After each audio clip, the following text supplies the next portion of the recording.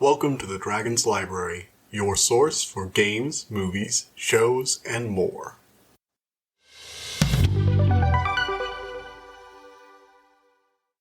Hello, everybody!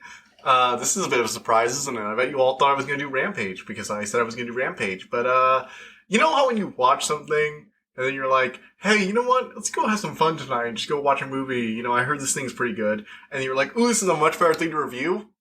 No? Well, if you ever get into that situation, you'll understand how I feel right now.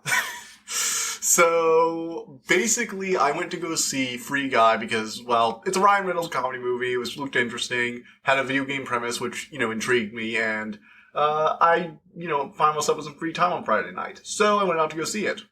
And it was really good, like way better than it has any right to be. Seriously, what is it with Ryan Reynolds constantly being in things that you're like, oh, this will be a fun movie, and you're like, wow, it's way better than I think it should be. Like, it feels like everything he's done recently has turned to gold. Both the Deadpool movies were great, and this thing. I'll probably go through some of his other stuff, because honestly, he's just really good in this movie.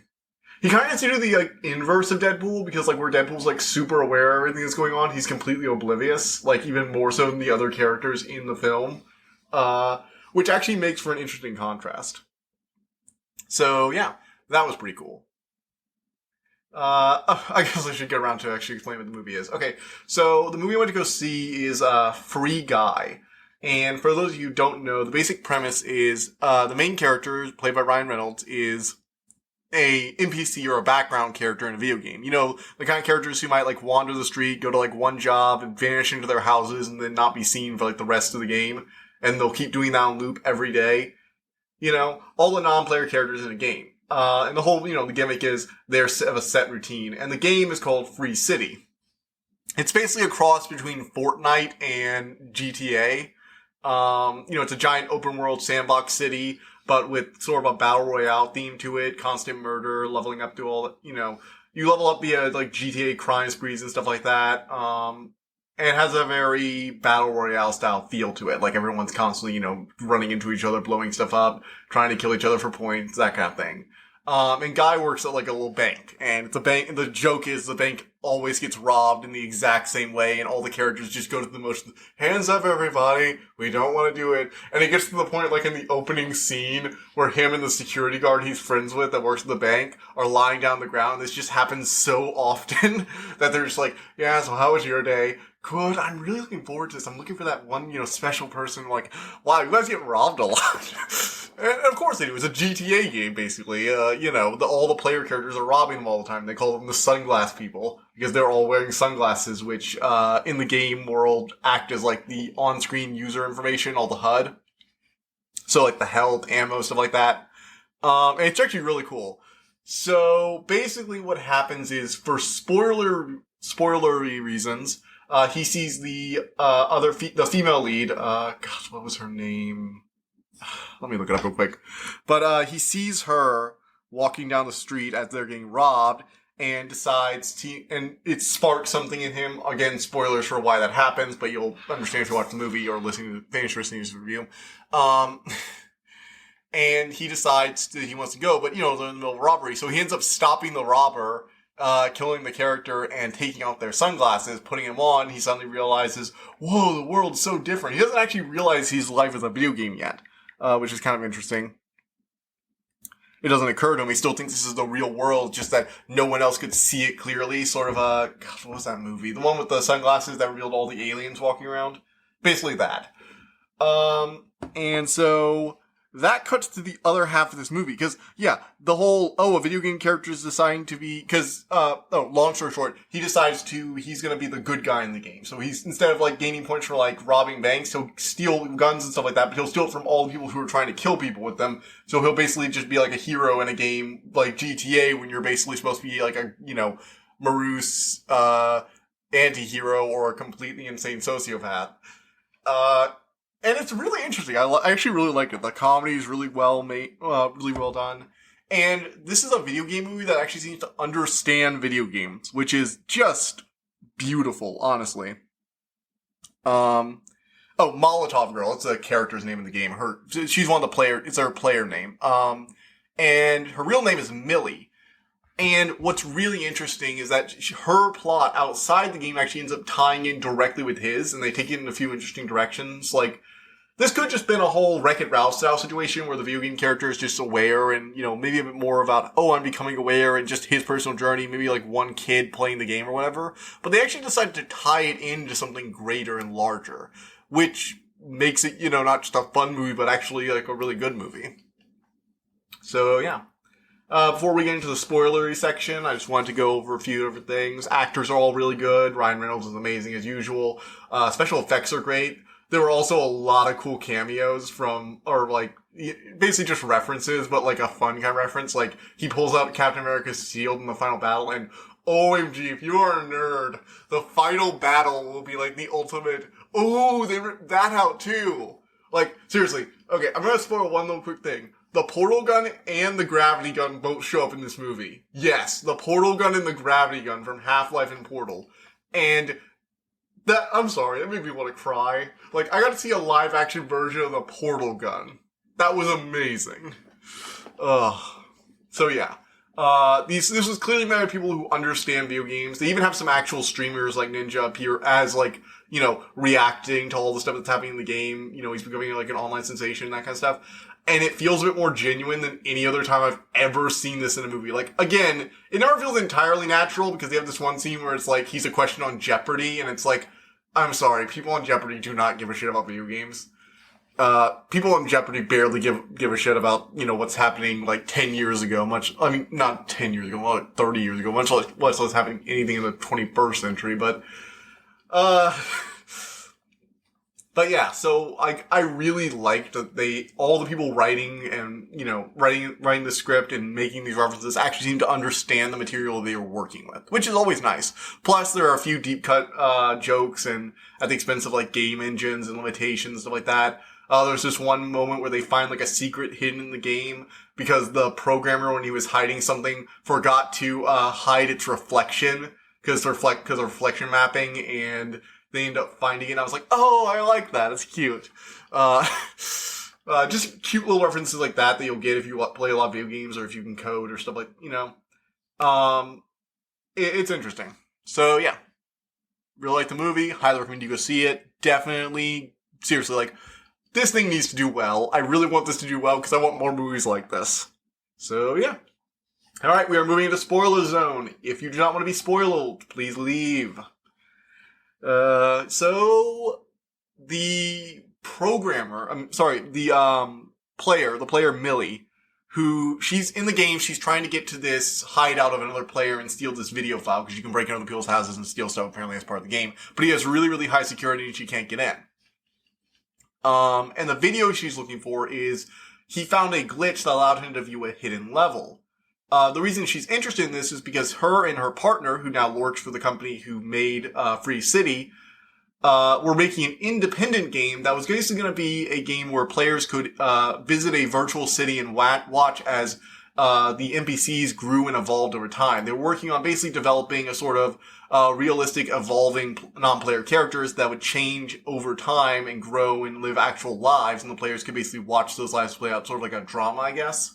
But but their work was bought out by a programmer, but they were bought out or something by this big company who's called Tsunami, because subtlety, i.e., hey, look guys, it's not Konami. Hey, not Konami. How are you doing, not Konami? It's really over the top and I love it. Like, it's not subtle at all what they're parodying. And they basically bought out her partner, who ended up going to work for them. Now, they didn't actually buy the game. You understand. They just bought the rights to, some of their technology, from what I understand. So, like, so basically, they bought the concept but never used it, and they eventually turned it into Free City. But they didn't actually buy the code, which meant that if they had used any of it in there, they should be getting the two creators, even the one that's working for them, should be getting royalties or at least be credited in the game. Now, the Millie believes that they did use their code in the game, and the other guy, what's his name? Walter Keys. He doesn't think they used it, and that Free City is a completely different game. Well, it turns out Millie's right. They did use their code. They actually built the entire game off the game they were already building. They just took the level they had already built, hid it away, placed some invisible walls to prevent people from getting there, took it down. But there was a brief glitch that allowed it to be viewed through reflections, and for a brief time to a certain angle at a certain spot, which is how this random other guy got the video of him, got the video of the level. And she wanted to steal that video so she'd get proof. During the course of this, she meets up with Guy. She thinks she's a player at first. Actually, everyone does. They even have a moment where two of the developers go into the game to try and stop him because they think he's somehow hacked the game and is wearing a NPC skin, which is, cheating and hacking and she could ban for, but they can't ban him because it doesn't say he's even online. So they go in to try and kill him and keep killing him until he stops. Basically a sort of, we will make sure you can't play the game if you're going to ruin it for everyone else kind of thing. So, yeah. As things go on, it gets a little weirder. Guy ends up becoming really popular online. And at first, the weird, frat bros, coder, CEO guy who runs the company is like, oh yeah, bro, we're gonna market the hell out of him. We're gonna make a better version of him for the sequel. Ride the popularity of this random character. But it causes, Walter to eventually realize that their code actually did work. The thing they were trying to do of creating an evolving NPC did work, but it worked a little too well, and now they might have accidentally created the first AI.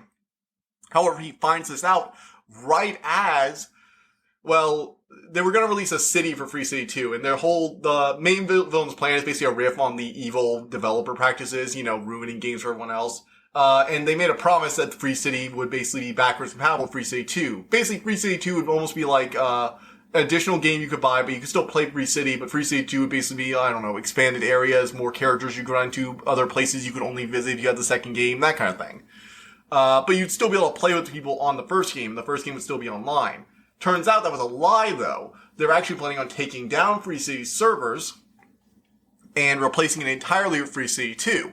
In addition, this means they would also be getting rid of the original game that the whole thing was based off of and using their own code. So if it goes live and they delete everything, they won't ever be able to be proved that they were using their stuff, and they won't have to pay Walter or Millie any money. Basically, a cover your tracks and screw over your consumer base deal all rolled up into one. Because why? Because again, subtlety is not this movie's strong suit. So yeah. The whole thing ends up turning into, but it actually does kind of, it actually does kind of address the main question, though, of what people would do in this situation. When they find out, they're like, you do realize we just created, a sentient AI, right? I mean, Millie, we might win the Nobel Prize for this. And it's like, oh, right. Now the moral conundrum of what to do. These people are actually kind of sort of maybe alive and, leaving them in a game where their sole purpose is to constantly be murdered by player characters for their entertainment is kind of a little morally dicey. Which is interesting. I actually do really like that they actually address those questions. So they end up trying to save the city, and eventually they try, their big goal is to tell Guy the truth, lead him to the hidden, walled-off island paradise they'd originally created for the NPCs, and then he can basically lead them all there where they can live safely. At first, they try and reset the game, and Millie and him are able to restore his memories, because the data is not deleted. He just got locked into his old loop of patterns instead of the new, wider scope of actions he can take as part of his new awakening. So, basically, when they reset the servers, he got locked back into the wake up, go to work, lay on the ground while somebody's robbing the bank, get up, finish work, go home. The basic loop of actions he was done. But his old code is still there, and so if they can just jog his memory like they did, they can give him a certain nudge the same way he had been nudged when he first saw Millie at the right time. They can reconnect him to his now much wider scope of thoughts and actions. So they end up restoring his memory, and he tries to lead all the NPCs on a giant revolution to get to the island. And meanwhile, the developer is going a little nuts after Millie and Walter reveal everything that's happening. And so he's like, all right, fine, you've already ruined me, but I'm not letting you get away with this. So what he decides to do is, since he can't do anything, since he, resetting the game failed, since they've exposed him for a fraud and they're going to take him to court, he's decided, if I can't have it, nobody can, and is going to destroy the servers. He actually goes in there with a fire axe and starts hacking away at it. And he's destroyed everything but the final island. Guy managed to get to the island, basically. Loses a friend in the process. Everyone else is like one of the last still buildings that's still being able to sustain by whatever servers or parts of the server are still operational. And, Guy is on the island, and he's like, if you destroy it, if I destroy this, you will lose everything. It's fine. You can have the freaking game. You can have Free City. Just let us make our own game and let us have that server. And you can have it. That's everything. We mean it. You can have all of it. And they're like, really? It's like, deal. You're a stupid idiot. And of course, his horrible business practices immediately get Free City 2. All the stuff that gets leaked makes Free City 2 a disaster. He gets, arrested for a lot of other stuff or whatever. And he's ruined. Because, his horrible business practices finally came out to bite him in the A. Seriously, lying about backwards compatibility. Publishers, get over yourselves. You're not that good. So, yeah. It's all really fun and weird. A lot of the video game jokes are a lot of fun. They have the portal gun, the, gravity gun, like I said. There's this big, cool action scene where the developers that are trying to hunt down Guy, because they think he's, using a player using an NPC skin. They have this big thing where they turn on God mode and the building, rearranges itself so they can climb through the air, which I thought was an interesting way of doing the whole no clipping. It's they're not actually walking on air, the environment is literally bending to warp around them. That was pretty cool. A bit elaborate, but definitely still cool. They have a lot of, video game style items, and Guy himself is hilarious. He's, have a great day. And then, there's this one weird scene where he's first, waking up for his programming. He's cause every day he's I like coffee. Cream, 2 creams, 2 sugars. And it's and so, every day he goes in there, it's hey, Officer Jerry. Hey, Officer Jerry. I'd like a coffee, 2 creams, 2 sugars. And one day, while he's waking up, he's you know what? I'd really like to try a cappuccino. And the whole diner has this weird, thought police kind of moment where they're all you always order coffee, 2 creams, 2 sugars. We all always ordered coffee, 2 creams, 2 sugars. Everyone always orders coffee, 2 creams, 2 sugars. It gets really tense, and then he does ha ha ha, it's just a joke, coffee, 2 creams, 2 sugars. And he looks around, everybody's oh, you Guy, you're always trying to make us smile. And it's this weird moment, everyone's really tense, and you almost feel the officer's about to attack him, or turn into a security door. It's free thought detected, or whatever, that kind of thing. And then afterwards, of course, the barista who's standing behind the making the coffee is cappuccino. And, it's the whole, every one of them had their own thing that could set them free, and he kind of is pushing and nudging them in that direction. He doesn't nudge the whole town, but he nudges a few other characters throughout the time. The barista and his best friend, the security guard, he nudges a bit. There are a few jokes of how, there's this one guy who's constantly stuck in an animation where his arms are up, and he's he tries to put him down, no, I can't, it just feels unnatural. So yeah, Millie's pretty fun. She's, in the game, she's the badass, level 100, I am amazing at everything. Once Guy actually gets some training in him and is really good at levels up a bit, they have these awesome action sequences where they're just talking about random stuff while doing donuts on a motorcycle while she's holding 2 pistols out. Standard action movie stuff, but broken up by a bit of comedy. They also bring out a fair number of references. There's the Fortnite gliders. There's the Half-Life gun and the portal gun, like I mentioned, because I can't stop talking about those because I'm just amazed those are in a video game. Thank you, Free Guy. He rips out Captain America's shield in the final battle with okay, so the final battle, the big final fight in the video game is Guy fighting against basically the replacement they'd been designing for the sequel, the Dude Bro, CEO had demanded they make it for the sequel, it's gonna be Guy, but it's gonna be so much better. And it's him, but he's but they hadn't finished making him yet. So it's we just got the model a few days ago. He's not even finished programming. He has half a brain. It's send him in. And he, shows up, punches Guy, and he looks up, it's catchphrase. And there are a lot of other things, like during his, catchphrase, like, I like this, and insert third thing here, because it's a placeholder thing. And a lot of things like that, it's like, it's really clear he's not all there, he's not finished. I actually really like that too. It was really funny. A lot of the jokes that are based around the, dude, as he's called, is just in general, like, a riff on all, like, this is a half-finished character left in the game because reasons, kind of thing. It's like, really, you should just cut this content. He's like, basically just, he's Guy, but he's like a giant bodybuilder style guy. And instead of, because the guy's been known by like the title Blue Shirt Guy, because he's always wearing like that blue polo shirt. And instead of having a blue shirt, he has like a tattoo on his left pec of a blue shirt. And it's just like, really? This is, Anyway, so they have like a big fight. And Guy ends up whipping out all this stuff near the end. He whips out Captain America's shield, and they have like the Avengers music playing. Then he pulls out a lightsaber, and they have the Star Wars music playing. He does like the training scene from Rey's, it looked like he was doing the same thing Rey was doing when she was training with The Rock. In the, eighth movie, sorry. The Last Jedi. He turns his hands into like the Hulk's hands, and fun thing, dude guy, when he's going for the kill blow, turns his like arm into like the red Hulk's arm. The best part though was when he whipped out Captain America's shield. That was probably the best part in the whole movie, because when he whips down the Avengers music is playing, during this fight, Millie and Walter are trying to stream everything to the world, so when Guy finally reaches the island, everyone will know, they'll have proof that he stole their game, and they can save him.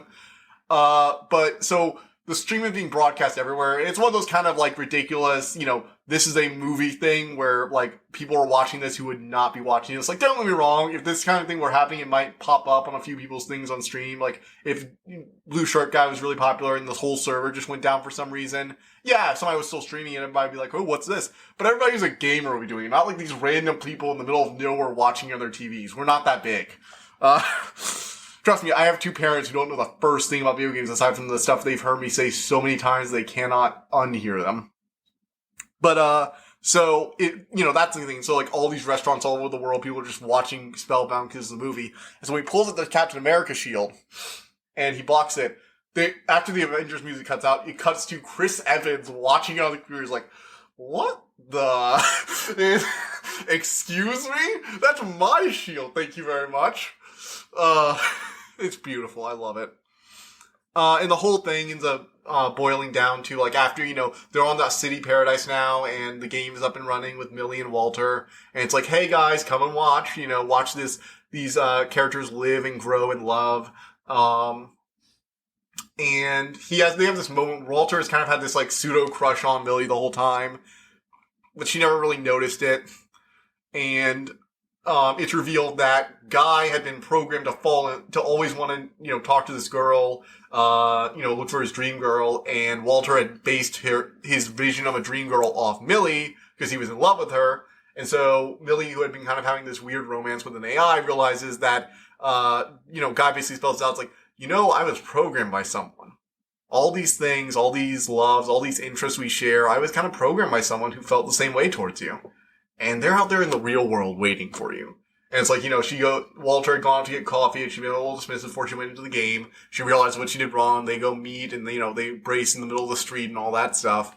It turns into this kind of like romantic, oh look, they fell in love near the end because they realized, she realized the person she fell in love with the game had literally been based on him. Kind of thing, which I saw it coming, like, a long ways off. Like, the second they started, like, seeing, like, this parts of her past, like, she's like, I have swings that just like this, and I love Bubblegum Ice Cream. Like, oh, Walter programmed him to be like that because he loves her, and, he was programmed to fall in love at first sight with this woman he'd always been pining for. So, I saw it coming, but it's well executed, so I won't riff on it. And, that's basically the whole movie. I could probably spend a lot longer talking about this, like how there's the guy whose house they're trying to break into. Once Guy gets there and tries to steal it on his own, the guy's like, oh my god, you're Guy! Dude, I'm streaming right now. Talk to my streamers. Say your catchphrase. And it's like, okay, yeah. Fair. He's like, oh yeah, dude, you can have it. Just say something to my followers. This will totally make my stream better. I actually really liked that. And the part about, like, the security guard is like, yeah, all the security guards know each other. He's like, you really should treat them better. If you knew your security guard's name, they wouldn't betray you as often. So, all that was fun. All the stuff was fun. It's a very funny movie. Good premise, good actors. So, yeah. Alright, now that we're done talking about that, I'm gonna have a few things coming up soon. Next Tuesday, I'm going to be releasing my first reference section video on Bionicle, so please tune in for that. I will be releasing that episode on my Buy Me a Coffee page, though, on Tuesday. On this Thursday, not next Tuesday. And if you would like to watch it early, you can support me by donating $2 a month and becoming a member. And everyone who's a member this month will get access to both the Discord page, the Dragon's Reading Room, and also the reference section video a week early. And from, this Thursday going onwards, all my episodes will be coming out a week early. And you will be able to watch them if you're a member. So, just $2 a month, basic support, help the channel. And yeah. So that's basically it there. In addition, next week, not next week, I'm sorry. I keep saying next week for some reason. This coming Thursday, I will be reviewing No Good Dragon Goes Unpunished, the next book in the series I've been reviewing over the last, ever since I mostly started this podcast. That started with Nice Dragons Finish Last by Rachel Aaron. It's a series about Julius, he's a nice dragon, and he's recently overthrown his mother as leader of his clan. Now he's having to deal with all that nonsense. So, it's fun. The characters are nice. Really hope you guys tune in there. So, yeah. If you'd like to support the channel, just, donate or become a member at Buy Me a Coffee. Remember, starting this Thursday, you'll get to start seeing an episode early. So, if you want to do that, support us. All right. Well, I am way over time, so guess I'll see you guys next time. I hope you enjoyed listening to this episode, and thank you for listening to the Dragon's Library. Please subscribe to this podcast to be notified of new episodes. The Dragon's Library releases new episodes Tuesday and Friday each week, and you can follow us on Twitter at dragon_library2. If you want to suggest an episode topic, my email is in the description below. And as always, thank you so much for all your support.